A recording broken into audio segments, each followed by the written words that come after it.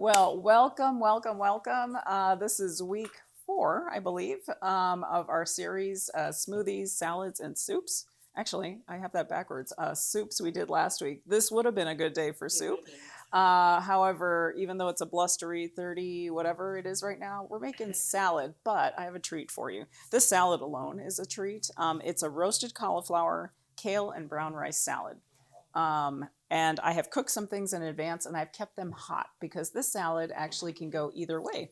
You can make it a hot salad or a cold one. I'm doing kind of a combination today because it's breakfast time right now. If you're watching at home, divas and dudes at home, make this whenever, but you can do it either way. So I'll walk you through what we have. I'll walk you through, there's still a few things we need to chop and assemble, but some of the things I've done in advance. So in our recipe today, um, we're going to be using brown rice, and it's jasmine rice. You could use any kind of brown rice. I like jasmine. I like the way it cooks up. This is a great source of fiber, right? And so we want that in our salad along with the greens that are going to give us some fiber. But any kind of salad that you have. Next week, we'll be doing one that's kind of more traditional with lettuce as the base. You all know me and how I love my salads, but they have to have enough interesting things and textures in them to feel substantial. And so this is one that I've seen variations of, like when I've gone out to restaurants or maybe, I don't know, on TV or something, but I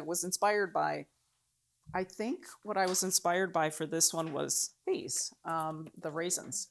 I love golden raisins, and if you can find them, I mean, they're pretty easy to find, but I like to cook with them. And so this is kind of a sweet, savory salad, and that's always kind of my favorite too.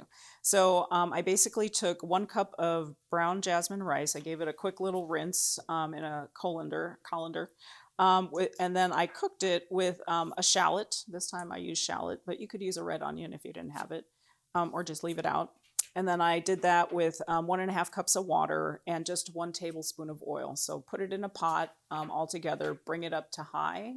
When it's boiling, turn it down completely to low and leave it for about a good 25 minutes. Now, the other shortcut you can take when it comes to brown rice, if you didn't have time for that, because ain't nobody got time for that sometimes during the week, you could do those par cooked packages that are sold. They sometimes come in like just a little actually, sometimes they come in like those little mac and cheese kind of containers, and you can just pop them in the microwave and reheat them, or they come in just kind of like a little small package. But they're basically kind of heat and serve. So you could purchase something like that and save yourself the 25 minutes. It'd be like 2 minutes or something. So once I got that rice cooked, you could then chill it and then make this salad cold or keep it warm like I'm doing today for you all, just to kind of take the edge off since it's chilly out there today. And then the other thing that I did was cauliflower. So this is also the star of the show in addition to the raisins. So I love cauliflower, and it's been a little while since we've had some recipes with cauliflower. This one I took kind of a smallish cauliflower. It was about this big, and just took off the leaves and then cut it into smaller pieces and tossed it in a bowl with the remaining 3 tablespoons of oil. I then added a teaspoon of turmeric, 1 teaspoon of garam masala, half a teaspoon of garlic powder, and then just a 1/4 teaspoon of black pepper and half a teaspoon of salt. So mix that all up and then put that on a baking sheet. You can put parchment or foil, 375, and then that also for about 25 minutes or just until the cauliflower is tender. There again, too, if you wanted to put that in, like let that cool, put that in the fridge along with your rice, and then build the rest of your salad. You could enjoy that as a cold salad, which is what I did originally. And it was so yummy. I ate it all week. I was so excited. I like couldn't get enough of it. I was like, I really knocked it out of the park with this one. So I'm excited for you guys to try this one. It's so easy, and it just like sometimes simple things in life are so good, right? This is one of those recipes. So I'm going to walk you through kind of the green part of our salad. There's no real dressing to it, which is also kind of nice. The next week's salad will have a simple dressing, but this one, it's kind of just flavors with herbs. I'll drizzle a little bit of olive oil on at the end, but the flavor is kind of coming from that rice that has the shallot and the cauliflower. And then a couple other things that we're going to add. So we were talking about vitamin C, right? We've got some great sources of vitamin C. One of them is our dark leafy green. Today we're going to be using kale. And then I'll show you a couple other things we're going to add. We've got some Italian parsley. I'm going to do about half of the bunch, just mince that up really fine. And then it felt like it needed mint. So we're going to use all of this mint. That's going to take me a little while to kind of chop through, but I mean, the best, right? So that too is going to bring out some beautiful flavor. And then we're going to zest and juice. So we'll use all of this in here as well. And then some walnuts, which I'll chop, and the raisins. Now with the kale, you all have heard me kind of give my 2 cents, as always, on to massage or not to massage the kale. Today we're actually going to, because I just felt like it. I don't always massage my kale, but when I do, it turns into a beautiful salad like this. I sound like the most interesting woman in the world, right, when I say that? So today I am, because we're making this beautiful salad. So I just took off the stems there. And, you know, you can easily just kind of pull down like this. This has already been rinsed, but we're going to go through all of this and just kind of do that. Try to get just the bigger pieces out. This piece is kind of blemished, so I'm only going to use half of it. This is pretty nice kale. I was also surprised that there wasn't a lot of kale left at the store yesterday too. I'm like, all right, people have been paying attention to my classes. They're buying kale. Really? Wow. Carrots are kind of an easy sell, I think. You know, especially when you're getting like kids to eat vegetables. Carrots are pretty easy. Can't go wrong. This is very therapeutic. Like, I love doing this kind of stuff. You can also buy the bag. Like, okay, here's another time-saving tip, right? If you didn't want to do all of this, it doesn't really take that long. It's just because I'm chatty. But that's how cooking should be. That's how it is in my house. I don't know about you guys. I like to inspect and make sure we got good quality here. Yeah, you can also purchase the bags that already have this chopped up. But you know what I find? I'm not a big fan. That's right. I am that lady in the store who gets there early when the best stuff is put out, right? And then I'm inspecting everything before it gets into my cart. And I'm sure they know me already by now, that where I shop regularly. They're like, here comes that lady with her mom. Like 6 a.m, there we are on Sunday. And I'm just like, oh, we got a little critter on that guy. That one he came, yeah. I gave this a good rinse, but he's coming for the ride. Protein. And then, yeah, so yes, I agree. You have to kind of look through. There is the convenience of like purchasing things that have already been half prepared for you. And I'm, okay with that, but just make sure the quality is good. Because they'll charge you more, right? Because it's already a step taken out for you. But like, I won't buy it. I refuse to buy it if it's mostly stems, and that's typically what I find. I'm like, well, that's no fun, because nobody wants to eat that. It's a little too. You could, if I'm doing this. Well, that one's got something on it. Let's just leaf. If I am doing this like hot completely, which you could also do with this, you could saute this in a little bit of oil. In which case, these are pretty. They're not super thick, so I would probably keep that on. But for today, I wanted to show you. If anybody here has cooked with kale, cold or hot, do you typically, especially when you're doing cold, do you massage your kale? Who is of the school of thought to massage their kale? One? Okay. Never done. Okay. I mean, vegetables need love too, so,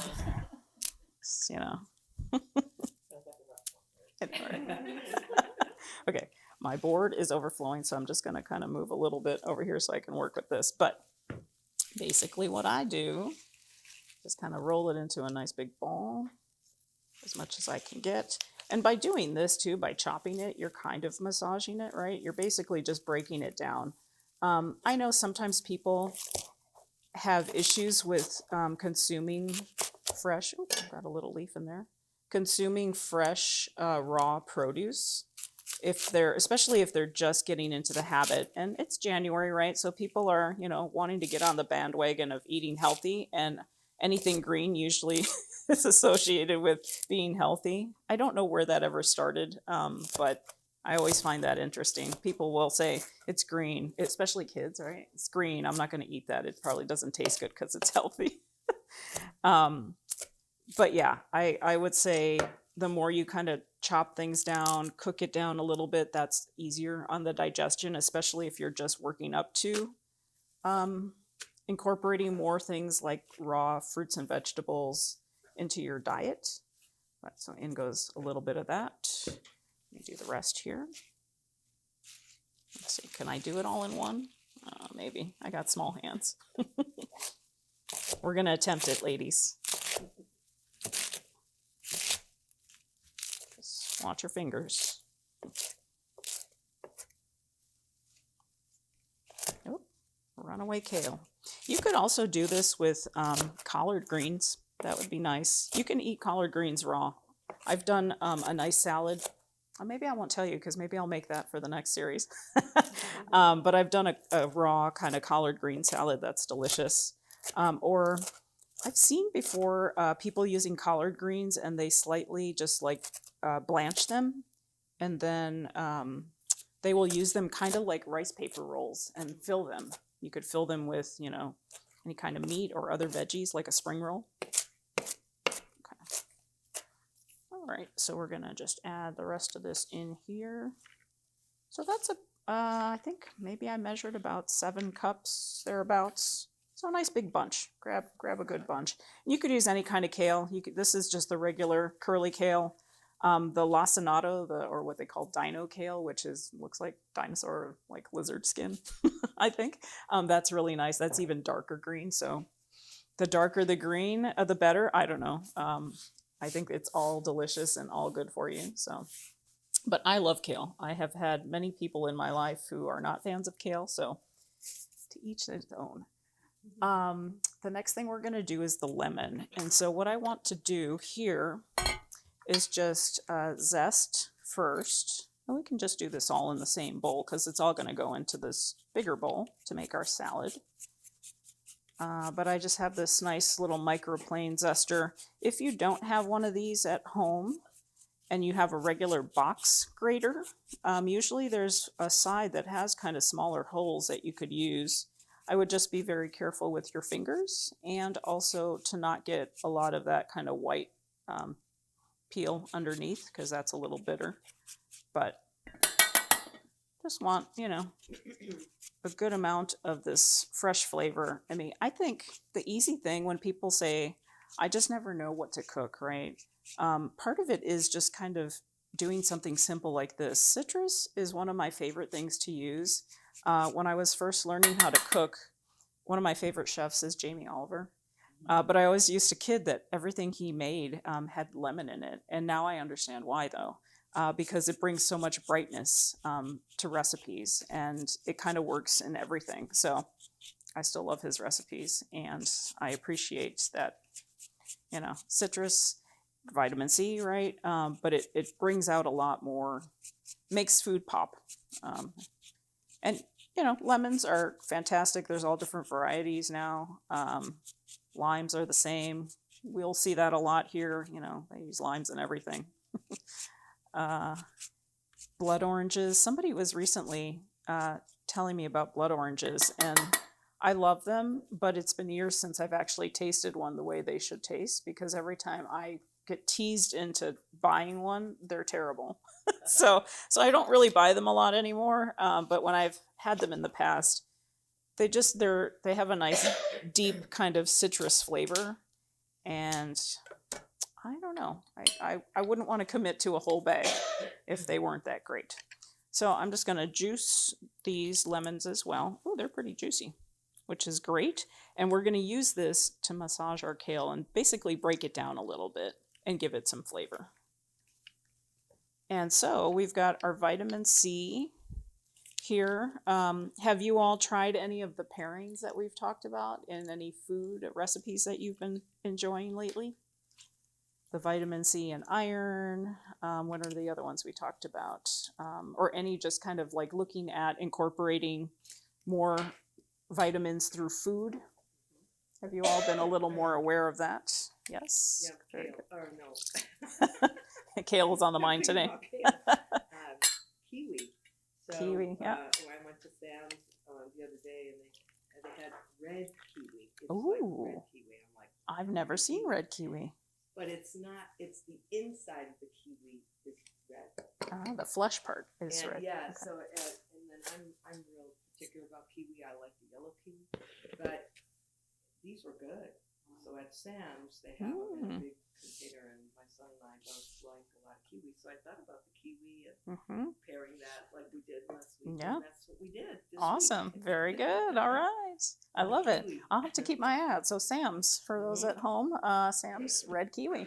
Okay, so I'm just going to drizzle this in here and basically just, kind of give this a little toss. Just kind of squeeze that through here so it's nicely coated. But this is massaging your kale. Nothing fancy. Oh, I forgot a stem. It kind of brings out more of the color too. If you've ever seen like in some of your delis where they have the salads and you can kind of purchase by the pound or whatever, you might notice that the kale's a little bit darker. It depends on the kind too, but if you'll notice from how it looked, like see it's a little bit darker now. And it's just a little broken down and it's absorbing that flavor of the lemon and the zest. So that's beautiful. I love it. Okay. Before I get much more excited here, I'm going to add in, here's our cooked rice. So it's still nice and warm. Yay. And then here is our beautiful cauliflower. I'm going to put it on the plate so you guys can see it. And it's really not a lot, but once you add all of this together, like we're going to have enough for everybody in the room and then some. So this is how it comes out. It has the beautiful color, obviously, from the turmeric. Whenever you see that, like in a restaurant or whatever, like that's easy. Just buy turmeric and add it. I tend to do like Chinese 5-spice, garam masala, whatever I have, or curry powder too. I love to put with turmeric on cauliflower because it gets this gorgeous color. It just makes me happy to eat that. I don't know. It tastes good and it looks beautiful. So in that goes. And I'm going to change my, no, I'll keep them on. They're a little soggy, but that's all right. Let's do our walnut first before I get into the messiness of that.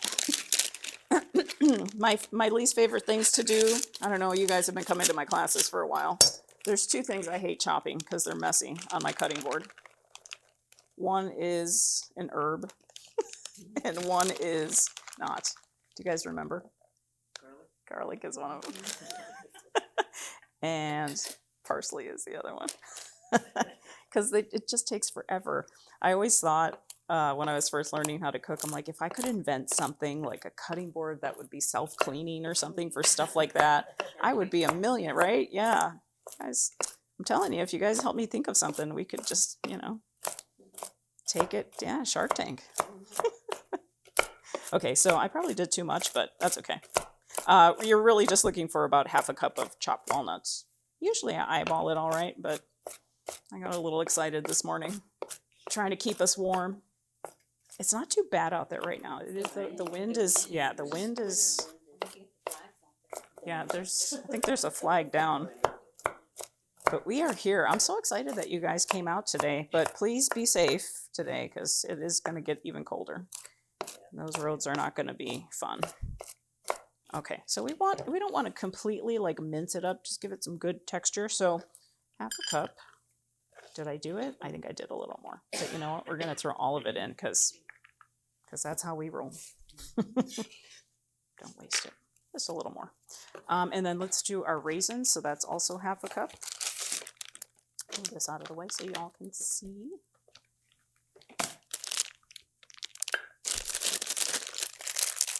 There are different sizes of golden raisins. I used to bake muffins, and I would purchase from this company online, and they would send me the most beautiful.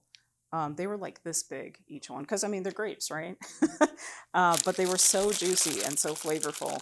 And then I had some one time, just be careful, because sometimes they taste a little like, I don't know, they have kind of a weird taste to them, almost like waxy or like plasticky, and I don't like those. So these Sun-Maid are great, and you can find those at your grocery store. So runaway raisins today too. Jeez, gravity's working today. All right, So we've got that in. Look at all of that. That's so good. I'm so excited for you guys. Okay. You know what I forgot to do, but we'll do it at the end. It's okay. When I do the kale, I did just a little bit of salt and pepper to kind of season it also, but we can get that in at the end. Okay, so I'm going to do just about half of this bunch. I don't need all of it. And I just cut most of the stems off. This is also very therapeutic because I don't like too many of the big stems, so I'll try to take some of those out like this one. Nobody needs to be eating that. Save that for your stock. Is she here today? She's not. The gal who asked me last time, can you use the top of your celery? I'm like, yeah, you can, but I'm just weird. There's certain things that I've just done out of habit, and this is kind of one of my, I think, for just sort of the zen of cooking sometimes, you know. I remember when I was first learning how to cook, I loved catering, and that's what I thought I was going to do forever, like have my own catering company. Until I started doing it, and that's why they tell you should do it. Because the repetition was good because I got practice and getting better at what I needed to learn. But I remember one day, the two things that I hated the most, but that were the funniest, I had to basically peel multiple cases of mangoes for slicing for fruit platters. And that took me forever, but I got so good at slicing fruit after that. But that was one of the things. And then the other thing that just creeped me out, it's a family show, so I won't put the expletives in there. But they wheeled in, this was when I was in Seattle, they wheeled in spot prawns. Have you guys seen those before? I was at the store last week with my mom, and they had some in the seafood case. And it's like they have little eyes and tentacles. They're like the big shrimp. Oh, yeah. But they're beautiful and they taste delicious. But they were alive, and so they were kind of twitching around in the pan, and I was like, I'm not sticking my hand in there. They look like giant bugs. And so I got out of that assignment. I don't know how. They must have really loved me. They're like, that poor girl. But when I tasted them later, I'm like, now I know why we do this. Okay, great. But I'm still not going to be, because I had to, like, I don't remember what they wanted me to do, but I was like, I don't know, maybe they were testing me and it was just a joke, a prank, but they were like hopping around and like bouncing around. And I was like, no way. They're like giant bugs. So clearly you've never cooked live crab. I have actually cooked live crab. I'm okay with, because that's pretty easy. Yeah. But there was something about the tentacle and the eyeballs. Okay. I can Yeah. Lobster kind of makes me sad. I should be sad about crab too, but I know. Yeah, I don't eat. I've eaten lobster maybe once. Yeah. I mean, if you get I guess you have to know how to prepare it though too. Like I've had some lobster that's been really good, but I have to say, my mom and I have this conversation all the time because she doesn't like lobster either. Dungeness crab is, because Seattle, right? I mean, oh my goodness, that is the sweetest, most flavorful crab that I've ever had.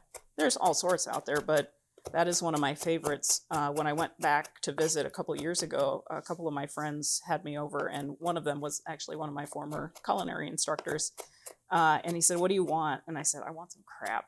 And he made it sort of like in this black bean sauce with garlic and ginger. And man, it was a mess to eat, but it was so delicious. Yeah, so I don't know how we got onto crab from kale, but I love that we did. I'm a Marylander. Okay, yes. Yes, I love that. I just realized you all met Chris, he was my friend, former partner. He's from Maryland, and he still comes to visit from time to time. He's in Seattle still, and the last time he came out, he said, "I'll eat some Gulf shrimp." And I said, "Really? We lived together how many years and I couldn't get you to eat any animals? And this is what you would want to." And he's like, "Don't post that anywhere. Like, don't let anybody know." I was like, "All right, your secret is safe with me." But it was fun to watch him enjoy eating all of those. We went out to Port Aransas and had some nice cold cocktail shrimp, and the best. But yeah, he grew up eating a lot of seafood in Maryland. Okay. All right, last thing is all this beautiful mint. So it was just like one of those little packs that you can buy. And at first I was like, oh, this might be too much. And I was like, I think we're going for it. We're going to do it. So, a little patience. Now, if you did not want to buy fresh, you could absolutely use the dry version of this. I would just kind of add a little, mix it up, let it sit for a bit, especially if you're going to have it cold, and then just taste it and see how you like it. If you need to add more, add more. But I think fresh spices and herbs, have more flavor. When you're doing dry, they also have concentrated flavor, so you don't need as much. So just be careful with that. But I love all the stuff that goes in the salad. I love that it doesn't need like a special dressing because all the flavors come together and kind of make the dressing. I will tell you, I had a container left over. I was so sad. I was having a really busy week at work last week, and I just threw it in my lunch bag in the morning thinking I could still eat it. And when I opened it, I was like, oh, I waited too long. And I was like, no, the cauliflower, it wasn't. Because, this is a salad that will probably keep for a week, but I pushed it a little. And I was so disappointed because it's been so good. Even my mother, my mother is pretty adventurous when it comes. She's kind of my taste tester, and she'll be honest and say, need salt. That's her favorite thing. But I can't always get her to eat salads. But this one, when I gave her this, her eyes literally lit up, and she was like, this is really good. I'm like, I know. But I didn't tell her everything that was in it. I was kind of making her guess, and she's like, there's something kind of sweet. And I was like, yeah, the raisins. But she couldn't tell the mint. So I'll see if you guys can tell. I think it needs a full amount because you have things in there like the rice that are going to kind of soak up the flavor. But altogether, this is like one of the, you could make this for, have some people over for brunch or dinner. Or just treat yourself to it. And it looks like you got it at a restaurant. And really, it's not that expensive either.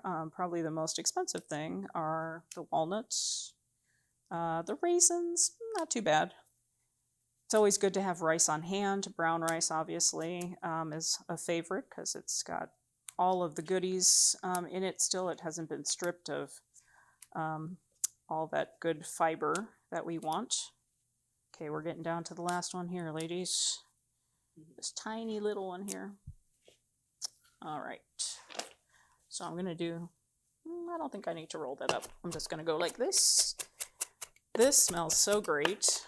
Does anybody have like fresh herbs if anyone does gardening? It grows pretty well, right? Pretty easy. Yeah, I might have to start growing it just to make this salad in the summer because this would be a nice one to have on hand. Now, is there anything else that you all might add to something like this? Just to give some additional vitamins, protein? What do you think about, I don't know, cilantro? You could try cilantro instead of the parsley. Yeah. Slightly different flavor, but you know what? This is kind of almost for me like a Middle Eastern inspired because of the way that I cooked that cauliflower, like those spices. So I think cilantro could work. What about beets? Ooh, that would be interesting. If I did beets, I might take out the raisins. Because the beets would be sweet alone, especially, looking at the colors, you could do a red beet, but you could also do a golden beet. That would be nice. Oh, this smells so great. Okay. All right. So that is that. Look at this, you guys. It's beautiful. Okay. So we're going to give it just a little splash of salt, a little splash of black pepper, and then I'm going to just give it a good drizzle of a little more oil. So if you are watching, your fats, this is a good one. But we have some oil in when I roasted the cauliflower and then when I cooked the brown rice. But we're just going to give this a mix, and then I'm going to have my lovely assistant pass some around so you guys can try it. The longer this sits, the tastier it gets, but right out of the bat, because we're using both the zest and the juice from the lemon, you're going to be able to get that flavor, which, yeah. And then just the fresh herbs, especially the mint, Well, you guys can tell me if you taste it. I think you can. But we'll make sure you get a little bit of everything in here. I was wondering, Raquel, can you roast Put a little bit. cauliflower chickpeas? Yes. Did you guys hear that suggestion? Yeah, chickpeas with the cauliflower. That would be fantastic, and add that to here, so some additional protein and fiber. Yes, I love that. Great. Okay. All right, save me a bowl, Rosie, because there we go. That is where we're at. So I think this will be a fan favorite. I'll just let you take that while Rosie is getting that all set up for us. It's going to be quiet in here in a minute because they're going to be chowing and they're going to love it. Yes. Let's talk a little bit more about our nutrition. And for today, what do we have? You all know I write these a couple weeks in advance, so I always have to refresh my memory on what I thought might be interesting to talk about. Let me pull out my glasses here. So today, week 4, we're talking about vitamin D and some of the pairings there with vitamin D. Oh, and also K2. Okay. So vitamin D, obviously we know it as the sunshine vitamin. We talked about it a little earlier when we were just going by category of vitamin. It's fat soluble, so just a little refresher, and it supports strong bones, immune health, and muscle strength. So today, not so much vitamin C as it's a cloudy, overcast day outside, but we're getting some good vitamin D in some of the foods that we're eating. So one of the important pairings to think about when you're taking vitamin D, if you have to take additional, like a supplement, is calcium. So when you're taking these two together, this pairing allows the body to dramatically increase the absorption and use of calcium to build and maintain strong bones. So that's why they're an important pairing together. Some of the other benefits include reduced risk of fractures and osteoporosis, which as women, right, we want to be mindful of that in our bodies as we age. If only one or the other is taken, then it can lead to poor absorption, obviously, and then calcium can pass through unused, so your bones will weaken over time. So think about that. That's really critical for us as women to just maintain our strength in our bones. But this dynamic duo, vitamin D and calcium, is an important one. Moving on here, let me see. Let me just grab a quick sip of water. So vitamin D and K2. So let's talk a little bit about that one. Vitamin K2 is a form of vitamin K. It's also fat soluble and aids in moving calcium into your bones and teeth and out of the arteries. That plays a role in bone health, heart health, and proper blood clotting. You can find this in animal and fermented foods. So natto, has anybody ever heard of that? It's a fermented soybean. Liver, I think we had some folks who were fans of liver last time, and cheese, some cheeses. And this pairing works to deliver and direct calcium effectively throughout our bodies, with vitamin D being a supplier and vitamin K being the traffic controller. I loved reading about that kind of analogy. So the benefits of this pair include better absorption of calcium.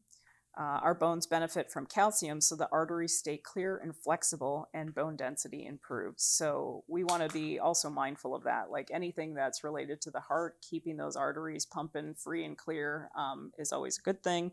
And then just getting calcium to where it needs to go directly and aiding in that is awesome. The last thing is vitamin D and magnesium. Now, I hesitated when I did this sheet because I was like, I could have just done a whole week on magnesium. Let me go over this and then I'll give you my TED Talk about magnesium. So magnesium is a mineral that our bodies use for over 300 biochemical reactions, including muscle function, nerve signaling, energy production, heart rhythm, blood sugar regulation, and immune support. So it does quite a bit, supports quite a bit. Some of the food sources include dark leafy greens, like our friend here today, kale, nuts and seeds, whole grains, legumes, avocados, bananas, dark chocolate, my favorite. And magnesium works with vitamin D and K in the following ways. It activates vitamin D and helps the body convert it into a usable form. So that's really important. And then it balances calcium and prevents it from forming muscle cramps. It supports vitamin K in its role in moving calcium out of the bloodstream and into our bones. And so again, this is another one when if you have to take some additional vitamin D to kind of get you back up to levels that are sustaining for your particular body profile, just remember magnesium is a good pairing for that. Now there's different kinds of magnesium, and I think I could spend like a whole lesson on that. But one thing I would recommend is always, if you're going to start something, consult your doctor, a nutritionist, because I have tried a couple. Some you'll see there's like 3 different categories. Some are particular for like helping to relax your body, calm your body. They say they're really good for like helping you to sleep. I've tried one of those recently. It was magnesium glycinate. At the request of a physician, and it made me kind of hungover the next day. So for me, I'm super sensitive, and I was like, okay, let's not do that again. I know, like when you're going through chemo and stuff like that, I had to like take magnesium because I got real bad like neuropathy. Okay. Yeah. So just, yeah, kind of, there's different kinds. Be aware of what they are. And if you're not sure, don't buy anything or take anything until you, especially if you're, getting treatment for something else medically, you want to make sure that with any of the things that we've talked about in these last couple of weeks, always consult your physician, because sometimes, people take supplements thinking this is great for me. I heard this was good for whatever. And then they could be doing something that's in contrast to some of the medications that you're taking. And so that's why they always say, check with your doctor. Sometimes doctors aren't always sure either, but it's still good to kind of check in with physicians and just make sure you're taking appropriate things for your body. So I will turn it back to you, ladies. What do you think of the salad? Yeah, the salad is the bomb. Right. This one we knocked this one out of the park, and I kept it nice and warm. But like I said, you could make it a chilled salad. So yeah, if you wanted to do it completely warm too, I would saute the greens a little bit. Although you don't have to. But I would saute it with the shallot and maybe some more shallot. But yeah, the lemon, right? The lemon really makes it because we're using all of it. What if I really don't like lemon? What could we use in place of it? Yeah. I mean, I could eat it. Yeah. I'm just not a fan. I noticed a lot of people, especially like people that do like their barbecues, they always put lemon on all their meats and all that. I'm not crazy about lemon. Okay, that's interesting. And then if you get like a tea, how they throw that lemon in there. Yeah. I'm not crazy about the lemon. Take it out. If you're not, But if it's saying, the lemon? that's an easy substitute. So I would say anything like a vinegar. So maybe like a little splash of white vinegar or apple cider vinegar, if you like a little sweeter. But just try it. Just start with. This is good. Yeah. It's just I'm not crazy about putting lemon on stuff. Yeah, no, I hear you. Sometimes some people are just like, no, not for me. But yeah, I would say maybe like a vinegar would be a good place to start. You could do orange too. You could do orange. Yeah, that would be just as good. Be a little bit sweeter because of the orange. There are, if you can find them, Meyer lemons, and they have kind of that beautiful, almost like florally, I think, taste and smell, like the aroma of a Meyer lemon, if you can get them. I usually only see them kind of around Christmas time. I haven't seen any actually this year, but I have seen them in HEB. have you? Okay, I must have missed them in my store. But yeah, but yeah, you could do an orange, or like we were saying, a blood orange, any kind of citrus. What about balsamic vinegar? That would be great too. Yeah, that's got a nice tang. And I don't know if you've seen, you can make it too. Balsamic vinegars that are thickened, so they're kind of cooked down and concentrated, and just a little drizzle of that at the end would be fantastic with this too. I like the balsamic glaze. Yeah, like that's basically a glaze. Or pomegranate molasses is another one that's kind of like that. That would be a little drizzle of that would be great, and maybe even throwing in some pomegranate, seeds on top. So many things you can do with this salad. So please make this one at home. We knocked it out of the park today, ladies, and you all came out despite the weather, so I thank you for that. Any final questions, thoughts as we wrap up for today?